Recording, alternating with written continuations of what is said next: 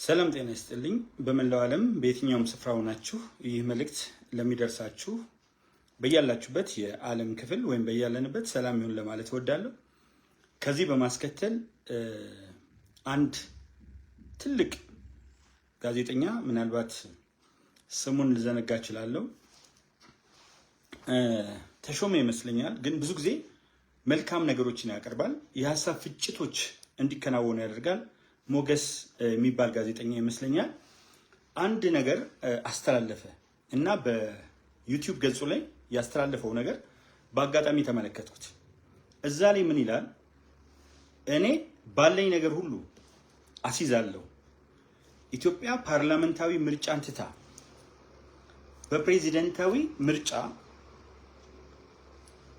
ብትገባ አለ፣ ወደ ፕሬዚደንሻል ሲስተም ብትቀየር፣ ወደ ፕሬዚደንታዊ ስርዓት ብትቀየርና የፓርላማ ስርዓቷን ትታ ቴዲ አፍሮ ከክቡር ጠቅላይ ሚኒስትር ዶክተር አብይ አህመድ ጋር ቢወዳደር ባለኝ ነገር አስይዛለሁ 100% ቴዲ አፍሮ ያሸንፋል የሚል ነገር አቀረበ እና ጋዜጠኛው ብዙ መልካም ነገሮችን ያቀርባል።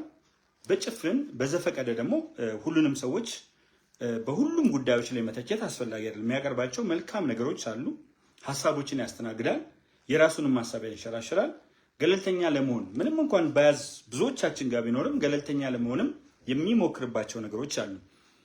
ነገር ግን በፕሬዚዳንታዊ ስርዓት እንመራ ቢባል ቴዲ አፍሮ ክቡር ጠቅላይ ሚኒስትር ዶክተር አብይ አህመድን ያሸንፋል 100% እርግጠኛ ነኝ ሲል ትንሽ ነገር ለሞገስ እንደው ቆርጣችሁ ብታደርሱለት ወይም በሆነ አጋጣሚ ቢያየው እስቲ እንደገና ድጋሚ ተመልከተው።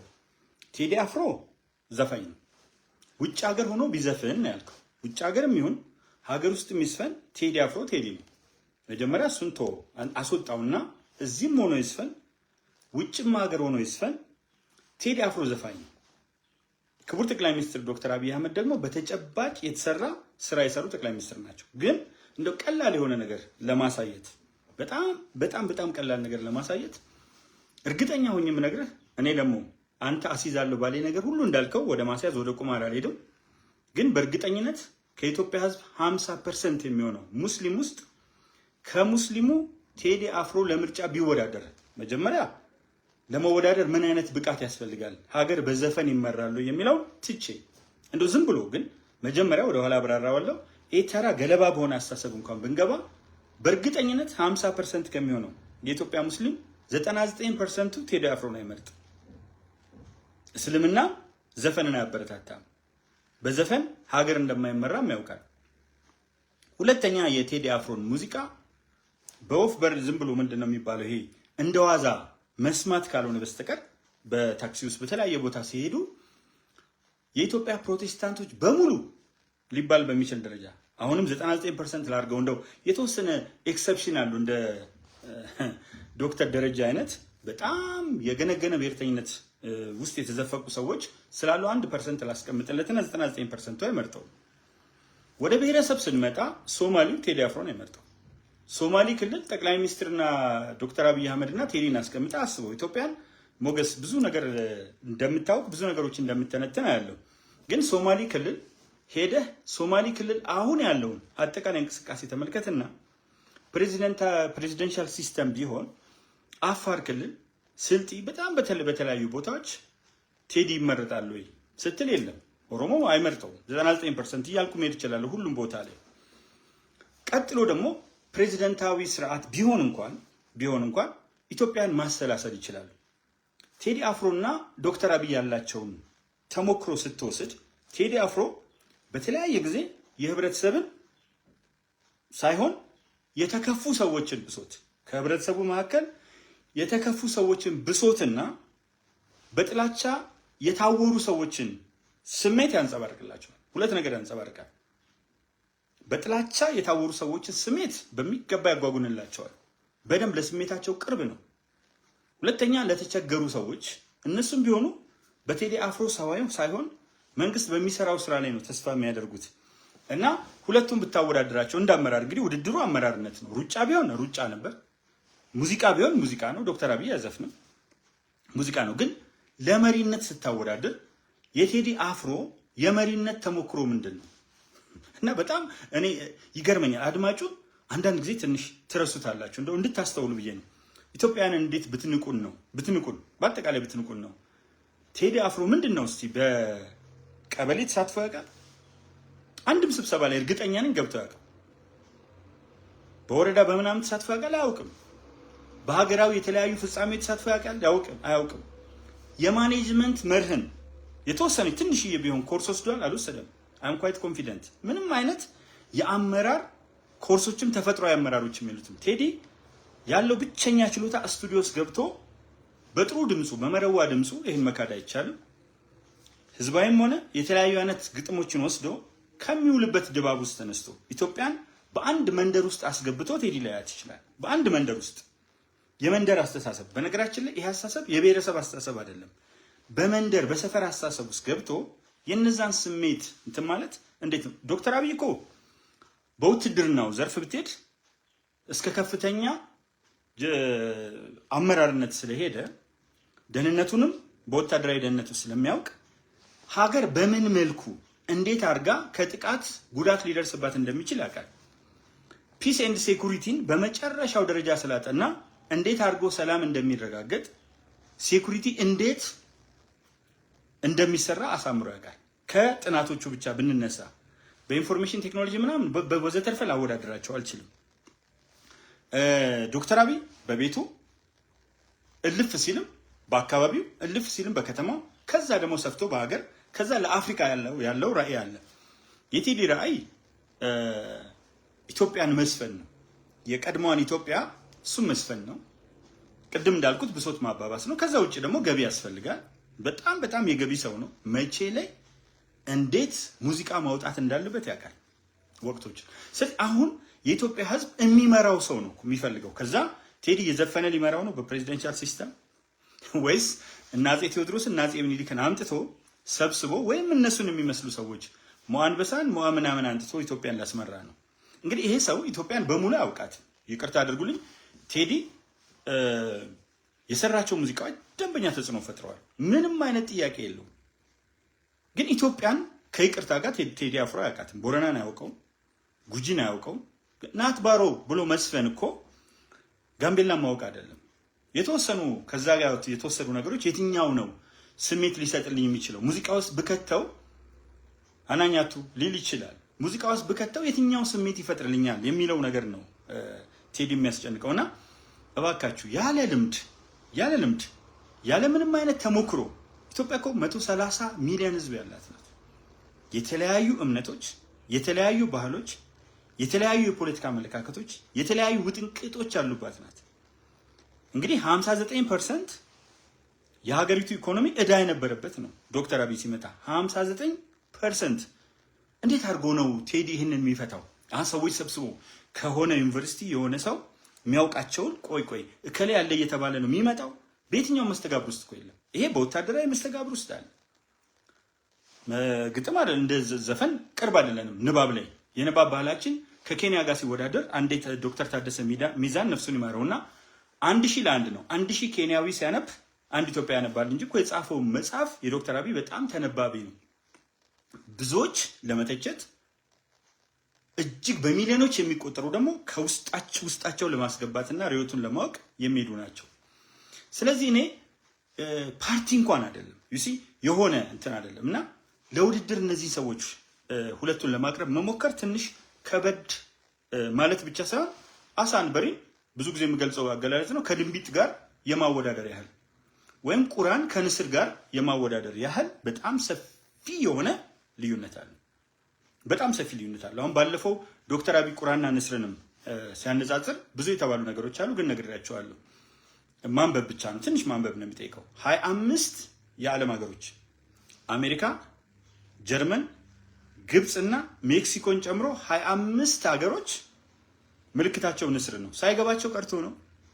ፕሮፌሰሮች፣ ዶክተሮች፣ ፖለቲካል አናሊስቶች፣ አስቲቱት ፖለቲሻንስ የተለያየ የእምነት ሰዎች ሳይኖራቸው ቀርቶ ነው 25 ሀገሮች ንስርን ምልክት ሲያደርጉ አንድም ሀገር ቁራን አይደለም ብሔራዊ አርማ ላይ ያደርገው ቁራን አይደለም ብሔራዊ አርማ ላይ ያደርገው ለአንድ መስሪያ ቤት ፊት ለፊት ቁራ ስለመኖሩ እርግጠኛ አይደለም። ተራ መስሪያ ቤት ምንም ንጽጽር ሳንገባ ወደ ንጽጽር ከገባን ሁለቱ ጭራሹን አይገናኙም።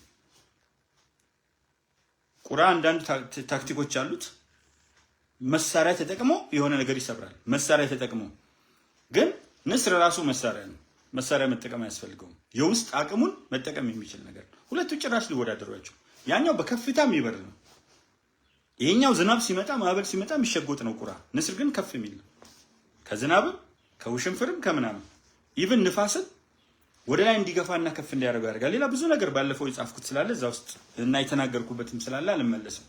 ስለዚህ ባጭሩ አንዳንድ ጊዜ እኔ ለነገሩ ደለብሬት ፖለቲካል ሳቦቴጅ ይመስለኛል። ሆነ ብሎ ክቡር ጠቅላይ ሚኒስትር ዶክተር አብይ አህመድን ላያወርዱት፣ ከልብ ከሰፊው ህዝብ ከኢትዮጵያ ህዝብ ልብ ውስጥ ላያወጡት፣ ከተሰቀለበት የከፍታ ማማ ወይም ሰገነት ዝቅ ላያደርጉት፣ ከቴዲ አፍሮ ጋር አውርዶ ለማነጻጸር ሲሞክር አላማው ግልጽ ነው። 100% ምን አስይዛለሁ ያለኝን ነገር ሁሉ አስይዛለሁ። ለምን ታስይዛለህ? የለፋበትን ነገር ለስሜት ቁማር፣ ለስሜት ለማይሆን ስሜት ቁማር። አንደኛ ፕሬዚደንሻል ሲስተም ለመሆን የሚፈጀው እንታያለ። ሁለተኛ ቴዲ አፍሮ ለፕሬዚደንትነትም ቢወዳደሩ ብሎ ኢፍ ቢሆን ብዙ ጊዜ ተቀባይነት ያለው ነገር አይደለም። የምታወዳደረው እኮ ትንሽ እንኳን ፍላጎት ያለው ነው። ፐርሰናል የሆነ ስብና ውስጥ አልገባም ስለማያስፈልግ። ቴዲን አውቀዋለሁ። ቢያንስ የክብር ዶክትሬት ዲግሪ በተቀበለበት ጊዜ 3 ምሽቶች ላይ ጎንደር ውስጥ አብረን ነበር እና እንዴት ነው የሚራመደው? ከነማን ጋር ነው የሚራመደው? እነማን እየመሩት ነው? እዚህ ጋር ደግሞ ጠቅላይ ሚኒስትሩ ምን አይነት ተሞክሮች አልፏል? በነገራችን ላይ ጠቅላይ ሚኒስትሩ እኮ ወደ አመራር ከመምጣቱ በፊት የትውልድ ቦታው ላይ የሰራው ተአምር አለ። እሱን ዝም ብላችሁ ገብታችሁ ጠይቁ። ያልመሰከረለት የለም። አቦይ ስብሃት ምን አሁን አብረውት ያሉትም ተቃዋሚዎችም ሁሉም ደብረ ጽዮን ራሱ ብዙ ጊዜ አላነሳው ኢሱ እያለ ወዲያፎም እያለ በዚህ እየሮጠ ቢማይታሰበውን ነገር አሳካም። ማአት ነገር ነው ያለው። 100% ነው ህዋቶች የመረጡት። በኋላ ዶክተር አብይ ያቺን ቢጫ ሄሊኮፕተር እያስነሳ ሌባ መያዝ ሲጀምር አለቀን አሉ። ምክንያቱም ስንት እንደዘረፈ ያውቃሉ። አዜብም ልትገባ ነው። በጣም ብዙዎች ሊገቡ ነው። ምግበይም ሊገባ ነው። ክንፈም ሊገባ ነው። ሁሉም ስለዚህ የግዴታ መራወጥ አለባቸው። ክለብርሃን ወልዳረጋ ሜጀር ጀነራል እናም ጨምሩባቸው ሊራወጡ ነው። ዛጋ ነው እንጂ የዶክተር አብይን ችሎታ አሳምረው ተቀብለው 100% ህዋቶች በሐዋሳው ጉባኤ ላይ መርጠውታል። ባዴኖችም ደኢህዴኖችም ኦህዴዶችም 100% መርጠውታል። እሱ ብቻ ነው ለራሱ ድምጽ ያልሰጠው። ይሄ ደግሞ ኦቪየስ ነው።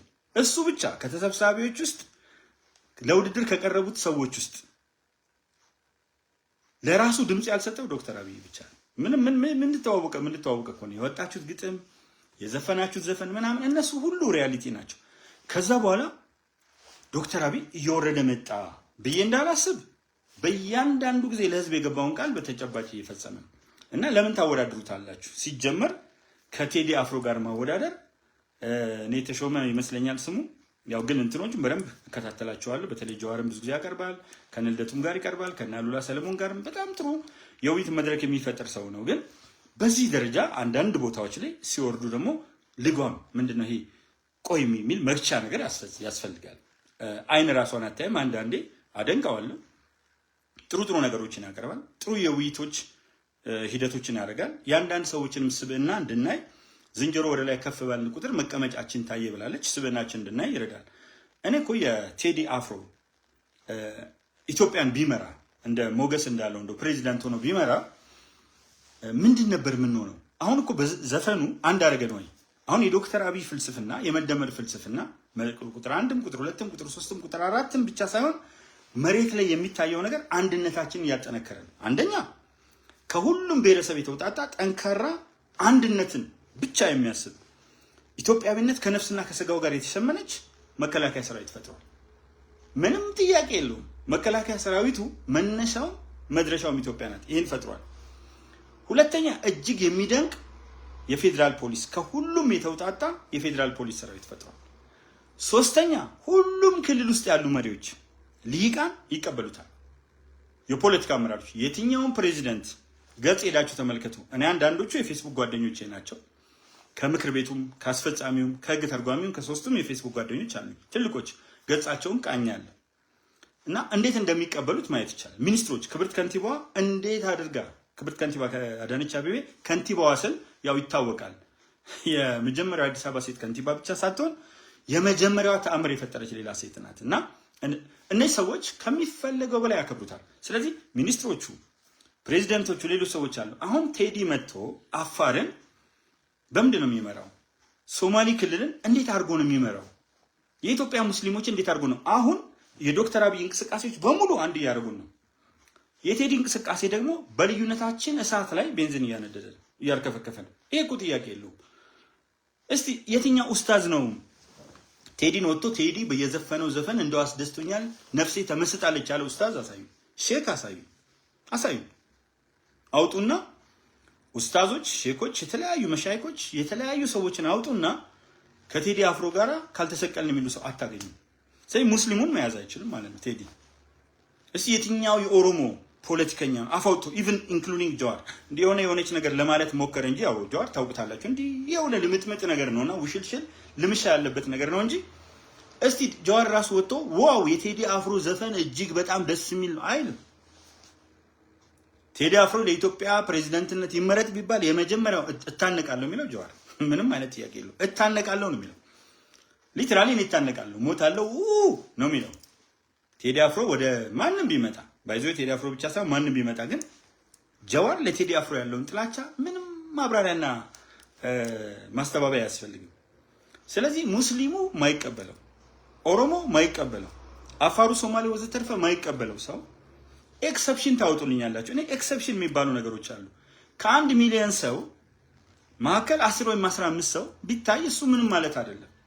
ግን ይሄ ሰው አንድ ያደርገናል ወይ ስትሉ ሶሻል ሚዲያ ላይ አሁን ቲክቶክ ላይ አንድ ያደረገን ወይ፣ ፌስቡክ ላይ አንድ ያደረገን ወይ፣ ዩቲዩብ ላይ አንድ ያደረገን ወይ፣ መሬት ላይ አንድ ያደረገን ወይ፣ እጅግ በጣም የመከፋፈል ናቸው ዘፈኖቹ በሙሉ። እሱ ዳር ነው የሚኖረው ሲዲሲ።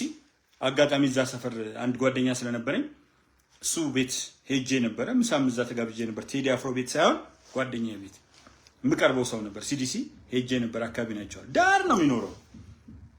ሰዎች ግን ወደ ዳር መውጣታቸው ቅር ይለዋል።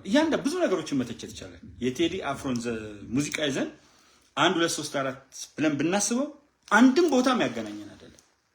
ምናልባት ስለ ሴት ፍቅር ከዘፈነ ብዙ ወንዶች ወደ ሴቶች እንዲቀርቡ የማድረግ አቅም አለ፣ እንዲሸነግሉም የማድረግ አቅም አለ። ስለ ፍቅር የሚዘፍናቸው ዘፈኖች። ስለ ባህል ቢዘፍን ምንም አይደለም፣ ባህሎችን ከማሳደግ አንፃር። ፖለቲካዊ ይዘት ያላቸው መልእክቶቹ ግን አብረው አይኖሩንም። ስለዚህ በምን ስሌት ነው ይሄንን ሰው ከክቡር ጠቅላይ ሚኒስትር ዶክተር አብይ አህመድ ጋር ማወዳደር የሚቻለው? ይሄ ሰው በሲቪል ከታች እስከ ላይ፣ በወታደር ከታች እስከ ላይ፣ በደህንነት ከታች እስከ ላይ፣ በሳይንሱ ዓለም የተማረውን ሳይንስ ብቻ ሳይሆን ስለ ኤአይ ዩኒቨርሲቲ ላወራልህ አልችልም። 45,000 የወጣቶች ማዘውተሪያ ተናግሬ የማላውቀው በዚህ መንግስት ተሰርተዋል። 45,000 ተናግሬ የማውቀው 34,000። ቴዲ ይሄን ነው እንደሚያስበው። አሁን ቢመጣ ስዕል በስዕል ነው የሚያደርገን፣ ሙዚቃ በሙዚቃ ነው የሚያደርገን። አንድ ጊዜ የሆነ ዶሮ አርቢ ተወዳድሮ እሱ ቢመረጥ በሙሉ በዶሮ ላባና በቅንቅን ነው የምናልቀው ያለ አስታውሳለሁ። የምርጫ ክርክር ላይ የሆነ ሀገር ላይ እና በሙዚቃ ሀገር ይመራል። እንደው ሌላውን ተውት። ሙዚቀኞች እኮ ንጉሶችን ለማጫወት አዝማሪዎች ትልቁ ነገራችን ሙዚቀኞችን ለማጫወት ለቅሶ ለማስለቀስ የተለያየ አመጣጥ አለ። ክብር አለኝ ለሙዚቀኞች ፍላጎታቸው ስለሆነ እኔ የተሰጠውበት ስለሆነ ሳይሆን ፍላጎታቸው ስለሆነ ክብር አለኝ። ግን እንደው ለማወዳደር ለማነጻጸር ስትሞክሩ ተገቢ የሆነ ነገር ብታደርጉ ጥሩ ነው። ዶክተር አብይ ማጠቃለያ የማደርገው ዶክተር አብይ በሁሉም ዘርፎች ለውጥ አምጥቷል። በሁሉም ዘርፎች ሳይለንት ማጆሪቲው ብቻውን አድርጋችሁ ምረጥ ብትሉት ዝም ያለው ምሁር ምረጥ ብትሉት ዶክተር አብይን ይመርጣል።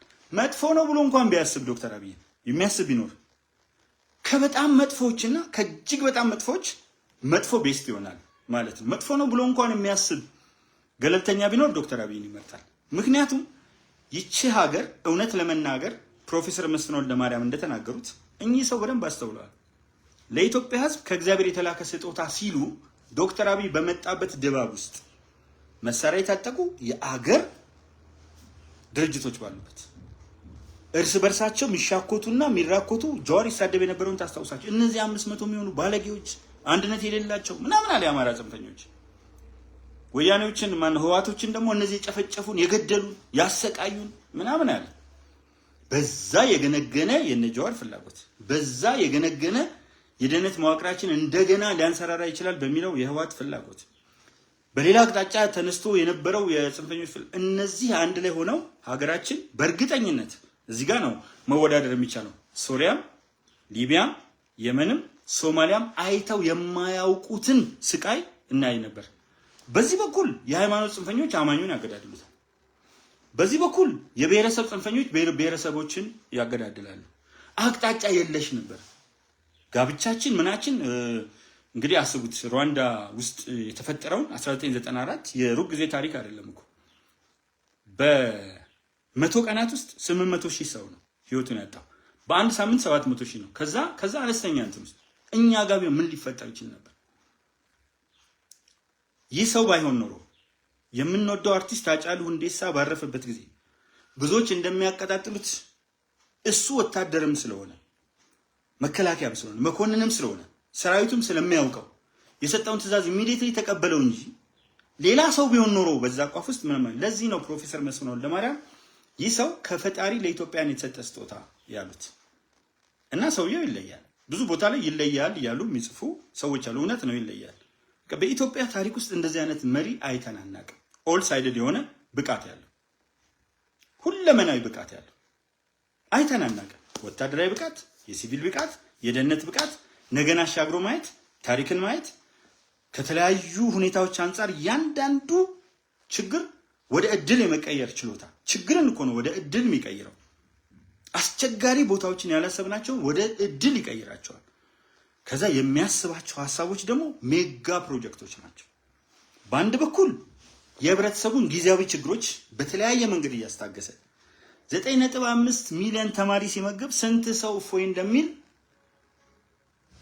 የሚያውቅ ነው የሚያውቀው።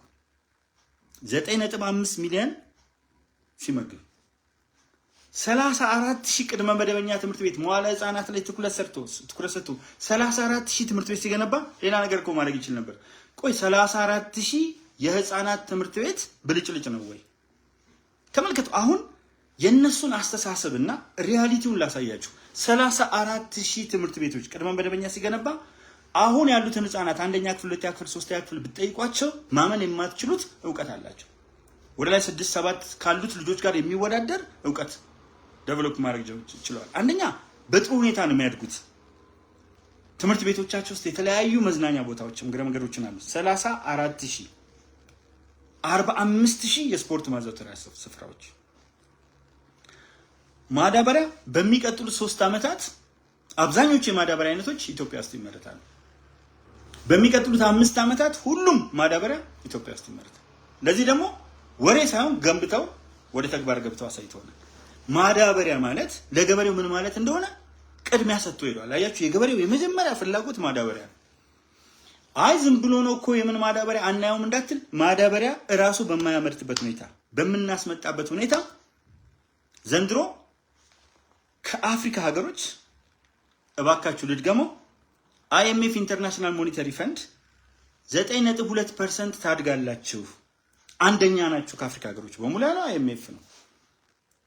ሁለተኛ የሆነችው ዩጋንዳ ናት። መሪው ስለ ዶክተር አብይ የተናገረው ነገር የሚገርም ነው። በመጣን ቁጥር አዲስ ነገር እናያለን፣ በመጣን ቁጥር ተምረን እንሄዳለን ሲል ምስክርነቱን ሰጥቷል። የአፍሪካ መሪዎች እኮ በጣም ትልቅ የፖለቲካ ልምድና እውቀት ያላቸው ሀገራቸውን የሚመሩ ትልቅ አደራ የተሸከሙ የአፍሪካ መሪዎች መጥተው እየመሰከሩለት ይሄዳሉ። እንግዲህ 25 ሚሊዮን ህዝብ አንቀሳቅሶ 48 ቢሊዮን ችግኝ እንዴት አድርጋችሁ ከዛ ተከለና ዓለም ደግሞ ሸለሙ። ይሄ ደግሞ የተባበሩት መንግስታት ድርጅት ዋናው በስንዴ ምርት በተለያዩ ነገሮች ከዛ ስትመጡ ከአፍሪካ አንደኛ የሚባሉ ነገሮች አሁን ነው መስማት የጀመረው። ከአፍሪካ አንደኛ በረሃብ ነበር፣ ከዓለም በጣም ዝቅተኛ። ከአፍሪካ በረሃብ አንደኛ ሳይሆን ከአፍሪካ በስንዴ ምርት አንደኛ፣ በአቪዬሽን አንደኛ፣ በአየር መንገድ አንደኛ፣ በተለያዩ ዘርዝረን በማናውቃቸው በተማሪዎች ምገባ አንደኛ፣ በርካታ ትምህርት ቤቶችን በአጭር ጊዜ በመገንባት አንደኛ፣ በርካታ መኖሪያ ቤቶችን በአጭር ጊዜ በመገንባት አንደኛ። እነዚህ ሰዎች እኮ ያላደረጉት ነገር የለም ለዚህ ህዝብ። አሁን ደግሞ ቅጠል ተራ ከዚህ ቀደም ብዬ ጽፌላችኋለሁ። ቅጠል ተራም እንደሚመስል አሁን ፎቶግራፍን ቪዲዮም የተያዙ አሉ። አሁን ደግሞ የሚገነባው ምን እንደሚመስል 500 ነዋሪዎችን የሚያስቀምጥ ቤት ያሳያሉ።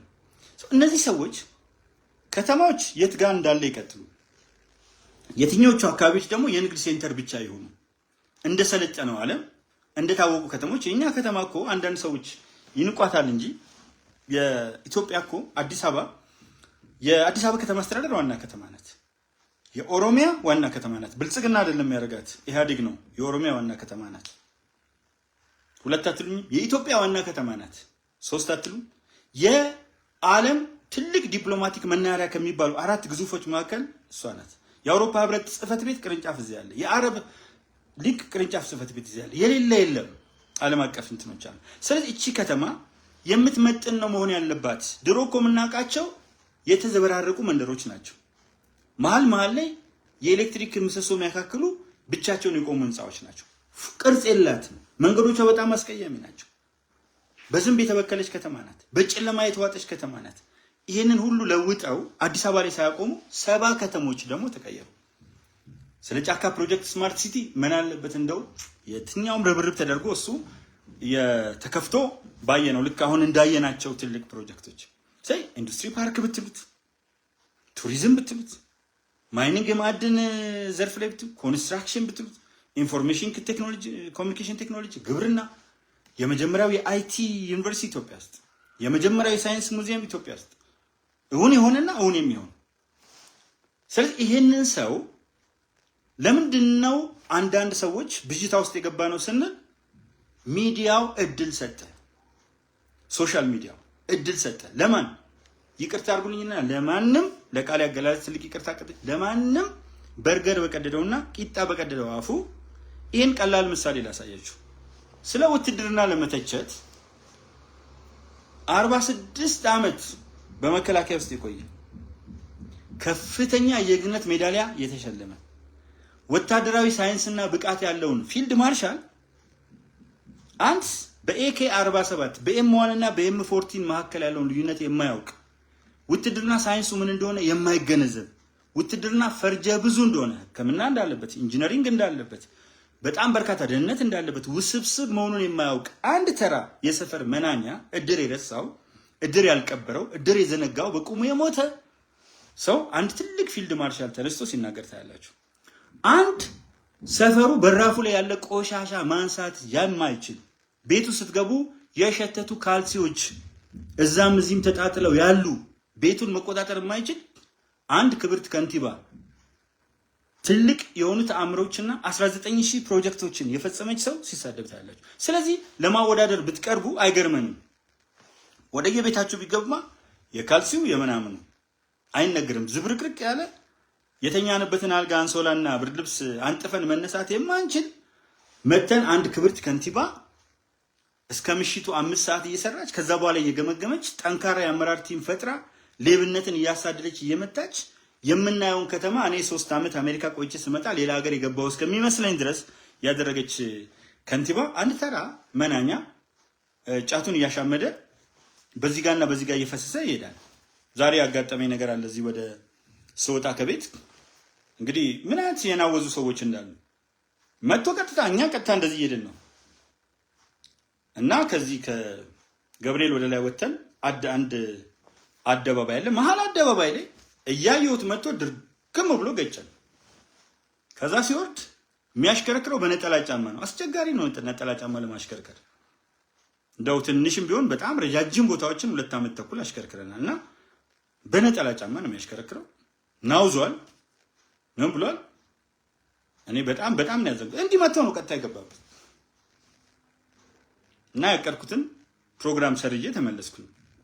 ምክንያቱም እዛ ጋር አብሬው ሄደው የነበረው ልጅ መቆም ነበረበት። ጥሩ ትራፊክ ነበር ያለው። ወዲያው ምልክት አደረገ። አጠገባችን ነበር በአጋጣሚ። ከዛ መኪኖቹ ወደ ውስጥ ሄደው ዳር ይዘው እንዲቆሙ ተደረገ። ከዛ በኋላ ቀጣዩ ፕሮሰስ የኔ አይደለም እና እማዝ ነው እንዲህ አይነት እንኳን የናወዘው ሁሉ ተነስቶ መንግስትን ለመተቸት ይቅመደመዳል። አንዲት ክፍል ማኔጅ ማድረግ የማይችል ክፍል ተማሪ እሱ እያስተማረ በመስኮት የሚወጣ ለምን ገባብኝ ብሎ ራሱ በተመረቀበት ትምህርት ደብሮት የሚወጣ ጠቅላይ ሚኒስትሩን ይተቻል። አንድ ክፍል ማኔጅ ማድረግ ኢፌክቲቭ ክላስሩም ማኔጅመንትን የማያውቅ አፉን ሲከፍታ ያላችሁ ፊልድ ማርሻሉ ላይ ጠቅላይ ሚኒስትሩ ላይ ክብርት ከንቲባው ላይ ክብር ኦቦ ሽመልስ አብዲሳ ወዘተርፈ ሌሎቹ ላይ አፉን ሲከፍታ ያላችሁ የኛ የፖለቲካ ችግር የሆነው ሶሻል ሚዲያው እንደፈለግን ተጥደን እንድንተች እድል ሰጠ። ከዛ በኋላ ሌላው እጅግ አሳዛኝ ትራጀዲ እኛ የሚሰሩ ሰዎችን ስናደንቅ እንሰደባለን።